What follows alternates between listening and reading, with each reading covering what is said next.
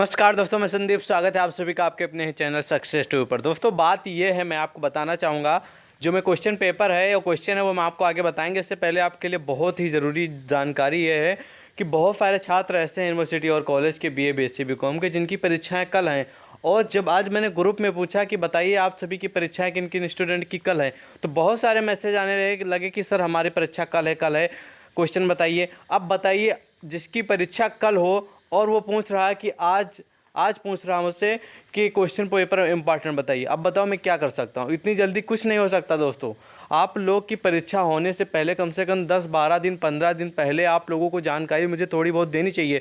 जो भी स्टूडेंट को कुछ भी जानकारी चाहिए, ठीक है, वो हमें परीक्षा पे 10-15 दिन पहले कम से कम, जैसे भी स्कीम आए, स्कीम सहित अपना नाम, यूनिवर्सिटी का नाम, कौन कौन सा सब्जेक्ट है, परीक्षाएं लिखित होंगी या ऑब्जेक्टिव होंगी, वो सारी जानकारी आप हमें व्हाट्सअप ग्रुप से ज्वाइन होकर पर्सनल व्हाट्सअप पे कर दिया करिए, ठीक है। तब मैं समझ पाऊंगा कि हाँ इस स्टूडेंट की परीक्षा इस दिन है और ऐसे प्रश्न आएंगे, तो मैं उस पर वीडियो बना के क्वेश्चन आप तक प्रोवाइड कर सकता हूँ। लेकिन अब कल ही परीक्षा है और आज पूछ रहे हैं आप कौन से प्रश्न में पढ़ के जाऊँ और किस प्रकार के परीक्षा में आप सभी के क्वेश्चन आने वाले हैं। अब ये क्योंकि सिलेबस तो सब यूनिवर्सिटी का अलग अलग होता है, तो वहाँ पर बहुत ज़्यादा प्रॉब्लम क्रिएट हो जाती है। तो फिलहाल मैंने सब सारी बातों को इग्नोर करते हुए मैंने सोचा एक छोटी सी वीडियो बना दी जाए और उसमें सारे क्वेश्चन जो इंपॉर्टेंट हैं वो हम आपको बता दे रहे हैं। फिलहाल हम अपने पूरे 100% दे रहे हैं। फिलहाल आप लोगों के एग्ज़ाम के लिए ऑल द बेस्ट। लेकिन कुछ क्वेश्चन हैं, इन सभी का एक बार आप लोग आंसर अपने क्वेश्चन बैंक में या इंटरनेट पे सर्च कर लीजिएगा। जिन भी छात्रों की कल परसों आने वाले दिनों परीक्षा वो छात्र, ठीक है।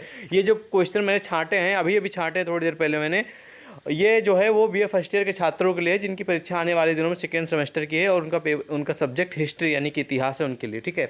तो मैं फटाफट टिक कर दे रहा हूँ कौन से प्रश्न आप लोगों की परीक्षा के लिए ज़्यादा चांस है आने के। पहला क्वेश्चन है कि अशोक के साम्राज्य विस्तार की योजना कीजिए। ये पहला ही क्वेश्चन, अशोक से जुड़ा क्वेश्चन आपकी परीक्षा में आने के ज़्यादा चांस है। इसका आंसर आप लोग अच्छे से पढ़ लीजिएगा, ठीक है। कोई ज़रूरी नहीं कि यही प्रश्न आए, अशोक से जुड़े और भी क्वेश्चन बन सकते हैं, उनको भी पढ़ लीजिएगा, ठीक है। अगला प्रश्न इतना इंपॉर्टेंट नहीं है, ठीक है। अगला प्रश्न है कौटिल्य पर एक टिप्पणी लिखिए। कौटिल्य के बारे में पढ़ लीजिएगा, ये प्रश्न आपकी परीक्षा में आने के चांस है हाई, ठीक है। इसका आंसर भी पढ़ लीजिएगा, ओके। अगला प्रश्न इतना इंपॉर्टेंट है, इग्नोर कर दीजिए। अगला प्रश्न है चंद्रगुप्त मौर्य के वंश का निर्माण का वर्णन कीजिए, ठीक है। ये क्वेश्चन बहुत ही हाई लेवल का है। चंद्रगुप्त मौर्य से जुड़ा आपकी परीक्षा में 100% मैं आपको गारंटी दिला रहा हूँ परीक्षा में प्रश्न आएगा ही आएगा, जहाँ पर परीक्षाएं लिखित होने वाली, ठीक है। चंद्रगुप्त मौर्य के वंश का निर्माण, टिप्पणी लिखिए, परिभाषा दीजिए, विशेषताएं बताइए, और भी बहुत सारे क्वेश्चन बनते हैं चंद्रगुप्त मौर्य के वंश से जुड़े और चंद्रगुप्त मौर्य से जुड़े। तो जितना हो सके आप लोग पढ़ लीजिएगा। चंद्रगुप्त मौर्य से जुड़े आपकी परीक्षा में कम से कम 10 से 15 नंबर का प्रश्न आएगा, तो आप लोग सोच लीजिएगा अगर आप लोग इनके बारे में अच्छे से पढ़ लेंगे तो 10-15 नंबर आपके कहीं नहीं जाएंगे, ओके, समझ गए। अगला प्रश्न है कि पुरातात्विक स्रोतों के आधार पर रामगुप्त के ऐतिहासिक का परीक्षण कीजिए। रामगुप्त से भी जुड़े क्वेश्चन पढ़ लीजिएगा, ठीक है, इस बात को ध्यान रखेंगे, ओके। अगला प्रश्न है कि रुद्रादामन के जीवन पर प्रकाश डालिए। इतना इंपॉर्टेंट नहीं है। अगला प्रश्न जो है वो है बिंदुसार पर एक टिप्पणी लिखिए। हाई लेवल का प्रश्न है, बिंदुसार से जुड़ा क्वेश्चन आपकी परीक्षा में आने के चांस हैं। बिंदुसार से भी जुड़ा क्वेश्चन का आंसर आप लोग अच्छे से पढ़ लीजिएगा। इस क्वेश्चन को देखने के बाद इसका आंसर क्वेश्चन बैंक में इंटरनेट पर सर्च कर लीजिएगा, ठीक है। अगला प्रश्न है कि मेहरौली मोह स्तंभ के राजा चंद्र की पहचान बताइए। इतना इंपॉर्टेंट नहीं है, ठीक है। अगला प्रश्न आप लोग के लिए भी इतना इंपॉर्टेंट नहीं है। अगला है जो कि इंपॉर्टेंट है, ठीक है, मेगास्थनीज, ये इंपॉर्टेंट है। इसका जो चांस है आपकी परीक्षा में आने के इस क्वेश्चन के वो हैं, इसलिए इसका आंसर पढ़ लीजिएगा, ठीक है। अगला प्रश्न है कि सातवाहन संघर्ष का विवरण कीजिए। इतना इंपॉर्टेंट है, इसलिए आप लोग इग्नोर भी कर सकते हैं, ठीक है। अगला प्रश्न है कि स्कंदगुप्त की उपलब्धियों पर प्रकाश डालिए। स्कंदगुप्त से जुड़ा क्वेश्चन आपकी परीक्षा में आएगा ही आएगा, चाहे वो अति में आए, चाहे लघु में आए, चाहे विस्तृत उत्तरी में आएगा ही आएगा। 100% देख के रहिएगा। 5-6 नंबर का प्रश्न पूछा जाएगा तो आप लोग क्लियर हो जाएंगे 5-6 नंबर, ठीक है। और इसमें से और कोई इंपॉर्टेंट नहीं है। फिलहाल हम बढ़ेंगे अगले पॉइंट की ओर। अगला पॉइंट जो आपको देखने को मिल रहा होगा यहाँ पर, अगला प्रश्न है कि गुप्त वंश की उत्पत्ति एवं मूल स्थान की विवेचना कीजिए। तो गुप्त वंश से जुड़ा क्वेश्चन पढ़ लीजिएगा, ये भी आपकी परीक्षा के लिए इंपॉर्टेंट है, ठीक है। वाकाटक कौन है, ये इतना इंपॉर्टेंट है, इग्नोर भी कर सकते हैं। बुद्धकालीन गण राज्यों का वर्णन कीजिए।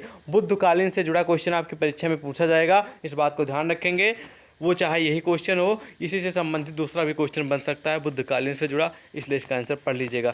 डिपेंड करिए करता है आप लोगों के जो आप लोगों का जो बुक है, जो आपका सिलेबस है यूनिवर्सिटी का, उसके ऊपर जो क्वेश्चन बैंक आपने खरीदी है उसमें से तो आप लोग ज़्यादातर क्वेश्चन का आंसर पढ़िएगा, क्योंकि उसी से जुड़े आपकी परीक्षा में क्वेश्चन ज़्यादातर पूछे जाने वाले हैं। ठीक है, और हाँ, जो भी क्वेश्चन का आंसर लिखेंगे आप लोग डिटेल में लिखिएगा। भले ही आप लोगों को नहीं आ रहा है क्वेश्चन को, तो क्वेश्चन को बना कर लिख दीजिएगा, लेकिन क्वेश्चन को छोड़िएगा मत। ठीक है, उसका आंसर ज़रूर लिखिएगा। ओके, इसमें से जो अगला प्रश्न है वो कुमार गुप्त का प्रथम उपलब्धियों के बारे में, ये इंपॉर्टेंट है, इसको पढ़ लीजिएगा। ठीक है, इसके चांस ज़्यादा है आने के। अगला प्रश्न है कि चंद्रगुप्त द्वितीय विक्रमादित्य एक महान विजेता थे, ये भी हाई लेवल का प्रश्न है, इसको भी पढ़ लीजिएगा। ठीक है, ये भी इंपॉर्टेंट है। हर्ष की प्रारंभिक समस्याओं का उल्लेख कीजिए, ये भी पढ़ लीजिएगा। ठीक है, ओके। अगला प्रश्न है कि अशोक के धम्म से आप क्या समझते हैं, ये भी आप लोगों की परीक्षा के लिए इंपॉर्टेंट प्रश्न है, इसको भी पढ़ लीजिएगा। अगला प्रश्न है कि सुदर्शन झील पर एक टिप्पणी लिखी, ये भी हाई लेवल का प्रश्न है, आपकी परीक्षा में देखने को मिल सकता है, इस बात को ध्यान रखेंगे। ठीक है, तो इस जो पार्ट है इसमें जो इंपॉर्टेंट थे वो मैंने आपको शायद बता ही दिए हैं सब, इनका आंसर जरूर एक बार पढ़ लीजिएगा। ओके, अगला प्रश्न जो हम आपको दिखाने वाले वो है कि 6ठी शताब्दी ईसा पूर्व भारत की राजनीतिक दशा की विवेचना कीजिए। ये इंपॉर्टेंट है, ये क्वेश्चन अगर पूछा जाएगा तो आप लोगों को लॉन्ग में पूछा जाएगा, यानी कि विस्तृत उत्तरीय में। ठीक है, तो इस क्वेश्चन का भी आंसर आप लोग एक बार ध्यान दे दीजिएगा, हो सकता है आपकी परीक्षा में आ ही जाए। ठीक है, कि जो सारे क्वेश्चन है ये आपके अति लघुत्तर, लघुत्तर, विस्तृत तीनों में से किसी में आ सकते हैं, इस बात को ध्यान रखेंगे। ठीक है, अगला प्रश्न है कि भारतीय इतिहास के स्रोत के रूप में पुरातात्विक साधनों की महत्व की विवेचना कीजिए। तो भारतीय इतिहास से जुड़ा क्वेश्चन आपकी परीक्षा में पूछा जाएगा, और पुरातात्विक ये जो वर्ड है इससे भी जुड़े क्वेश्चन आपकी परीक्षा में आएंगे, तो भारतीय इतिहास से जुड़ा क्वेश्चन अच्छे से पढ़ लीजिएगा। ठीक है, शुंग कौन थे, ये भी हाई लेवल का प्रश्न है आपकी परीक्षा के लिए, इसका भी पढ़ लीजिएगा अच्छे से आंसर। ठीक है, अगला प्रश्न है कि मौर्य साम्राज्य के पतन के क्या कारण थे, अशोक इसके लिए कहाँ तक उत्तरदायी थे, ये भी हाई लेवल का प्रश्न है आपकी परीक्षा के लिए। ओके, अगला प्रश्न इतना इंपॉर्टेंट नहीं है। अगला प्रश्न है कनिष्क। ठीक है, ये इंपॉर्टेंट है कहीं ना कहीं आपकी परीक्षा के लिए। ठीक है, अगला प्रश्न है कि गुप्त कौन थे चंद्रगुप्त के समय, ठीक है, चंद्रगुप्त प्रथम के समय तक उनके इतिहास का विवरण कीजिए, फिर या प्रस्तुत कीजिए, विवेचना कीजिए। तमाम तरीके के प्रश्न बन सकते हैं, ये भी आप लोगों के लिए परीक्षा के लिए इंपॉर्टेंट है। ठीक है, पढ़ लीजिएगा।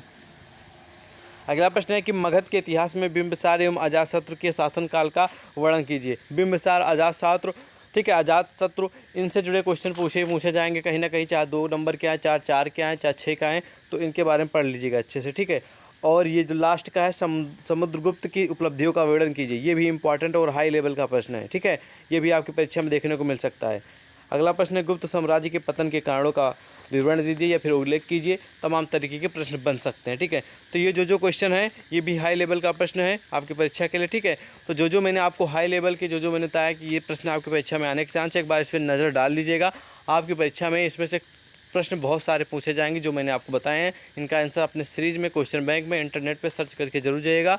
थोड़ा बहुत ध्यान रहेगा, आप लोग भले ही हेडिंग याद कर लेंगे तो आगे बना के लिख लेंगे, आप लोग इतने एक्सपर्ट हैं मुझे मालूम है, लेकिन क्वेश्चन का आंसर ज़रूर लिखिएगा, सारे क्वेश्चन का, कोई क्वेश्चन छोड़िएगा मत, इस बात को ध्यान रखेंगे। फिलहाल इतनी कम समय में मैंने आपको इंपॉर्टेंट क्वेश्चन बता दिए हैं। अगर आप लोग इसी तरह और भी सब्जेक्ट के चाहते हैं इंपॉर्टेंट क्वेश्चन तो कमेंट में बताएंगे। हम आपको मिलेंगे नेक्स्ट क्लास में, तब तक के लिए जय हिंद।